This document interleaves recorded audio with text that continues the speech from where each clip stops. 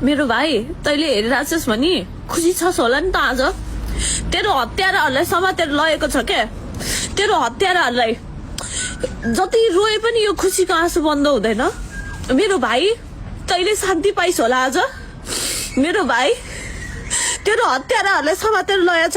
अझै मान्छेहरू जान बाँकी नै छन्। मेरो भाइ तैँले हेरिरह होलास्। तैँले कति दुःख पाइस् होला है। मेरो भाइ तेरो दिललाई तेरो धेरै याद आइरहेछ। मेरो भाइ तेरो उमेर अझै बाँकी थियो। तैँले जुन नयाँ नेपालको सपना हेरेर गएको थिइस् नि भाइ, त्यो सपना पुरा हुन्छ। पहिला तेरो हत्याराहरू जेलमा कोचिन्छन्। जेलमा तिनीहरूले भिआइपी ट्रिटमेन्ट पाउनु भएन। जसरी आम नागरिकहरूले के अरे सजाय पाउँछ नि जेलमा, त्यसरी सजाय पाउनु पर्यो। मेरो भाइ आज तेरो न्यायको दिन आयो। तेरो न्याय दिने सुदन दाइलाई धन्यवाद भन। उहाँलाई आशीर्वाद दे। खुट्टा तान्ने मान्छेहरू आउँछन् भोलिका दिनमा, उहाँलाई साथ सपोर्ट दे। लगायत सबै जेन्जी भाइहरू, तपाईँहरू मेरो भाइलाई हेर्नु होला माथि।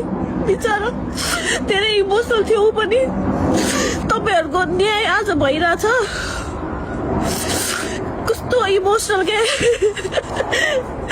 कति इमोसनल के, खुसीको आँसु के।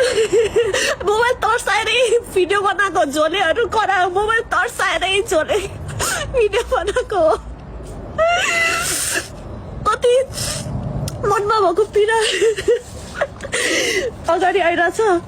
मेरो भाइले आज न्याय पायो। थ्याङ्क यू सुदन दाई, थ्याङ्क यू। मैले अघि नै पनि कुरा गर्दाखेरि आँसु रोक्न सकेको थिएन, अहिले पनि सकेको छैन।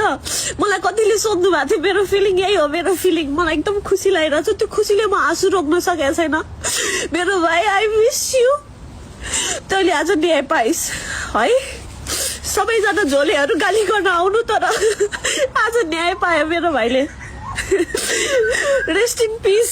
आज म भन्छु बल्ल तँलाई, रेस्ट इन पिस बाबु। अब शान्तिले बस। नयाँ नेपाल हुन्छ। तैँले बोकेको सपना अगाडि लागिन्छ। त्यही हो।